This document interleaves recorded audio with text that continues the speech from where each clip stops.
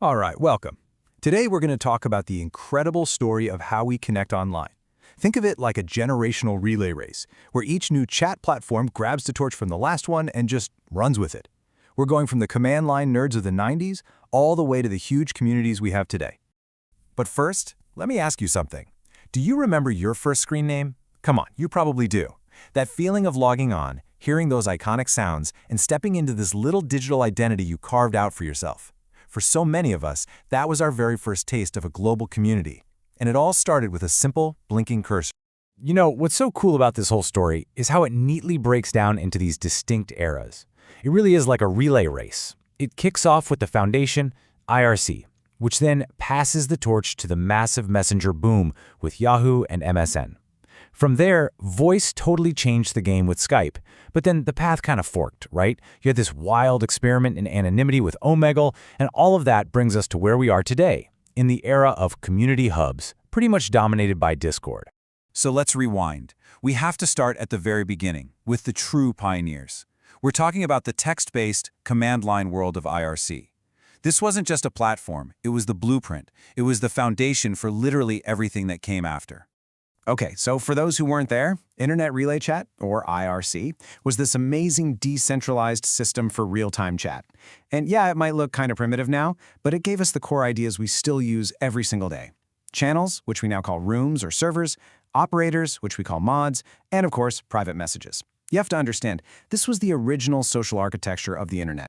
And just because it was technical, don't for a second think it was small. In its prime, around 2004, IRC was huge inside its niche. You had networks like QuakeNet, which was a massive hub for gamers, and Undernet, with hundreds of thousands of people logged on at the exact same time. It tapped into this really core human need to find your people, to find your tribe based on what you loved, no matter where you are in the world. So if it was so foundational, why didn't every single person use it? Well, the main thing is that IRC had a really steep learning curve. You had to type text commands for absolutely everything, and right when it was peaking, these slick, user-friendly graphical messengers started showing up.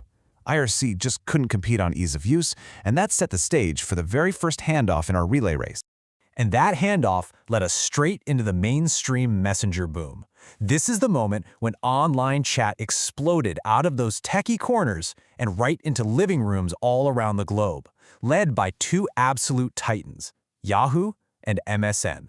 So you had these two giants, and they both took chat mainstream, but they had completely different vibes. Yahoo was famous for its themed public chat rooms and was a massive, massive hit in places like Southeast Asia.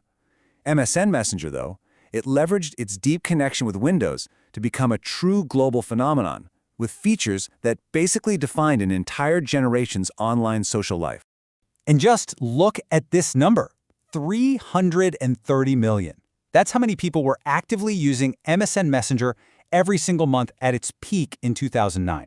To put that into perspective, it was by far the most widely used chat platform on Earth at the time, a true giant connecting a huge slice of the planet's internet users. But see, MSN was so much more than a tool. It was culture. It wasn't about finding a new tribe. It was about performing for the one you already had. It gave us the nudge, you remember? That infamous screen-shaking cry for attention. It turned custom statuses into this weird form of public poetry, full of song lyrics and cryptic inside jokes. Winks and emoticons became a whole new visual language. This was pure social performance. But just as the messenger era was hitting its absolute peak, the torch got passed again. And this time, it was weird. It got passed in two totally different directions at once. One path was all about deepening connections with people you already knew. And the other, it was about chasing the thrill of talking to complete strangers. And yeah, this slide just lays out that split perfectly, doesn't it? On one side, you've got Skype. It's all about voice and video with people in your life, building on a real, persistent identity. And on the other, you have Omegle, text-based, totally anonymous, and all about those spontaneous, fleeting connections with people you would never, ever meet otherwise. I mean, you really can't overstate the impact Skype had. By making voice and video calls free and just easy, it completely changed global communication. Think about this. At its peak in 2013, it's estimated that Skype handled a staggering 40% of all international call minutes. It literally shrunk the planet. Meanwhile, Omegle was kind of simmering in the background for years, and then a global event happened that caused it to just explode. During the COVID-19 lockdowns, when everyone was stuck at home and isolated, millions of people flocked to the platform. It met this very specific, timely need, that craving for spontaneous human connection. Monthly visits shot up to 70 million, all fueled by this deep-seated desire to just talk to someone new. But Omegle's greatest strength, that total anonymity, was also its fatal flaw. The platform became basically impossible to moderate. As its founder explained when it suddenly shut down in 2023, the constant fight against misuse was just too much to bear. It was a really stark lesson in the dark side of that kind of unfiltered connection. And this brings us to the modern era, where the torch was picked up by a platform that seemed to learn a lesson from every single generation that came before it, Discord. It took all the best ideas from the past and kind of synthesized them into something totally new. So, what was the secret sauce? What was the formula? Well, first, it gave community ownership back to the users, just like IRC did. Next, it emphasized a persistent identity, so your reputation actually mattered. Then, it seamlessly blended text, voice, and video, taking that big lesson from Skype.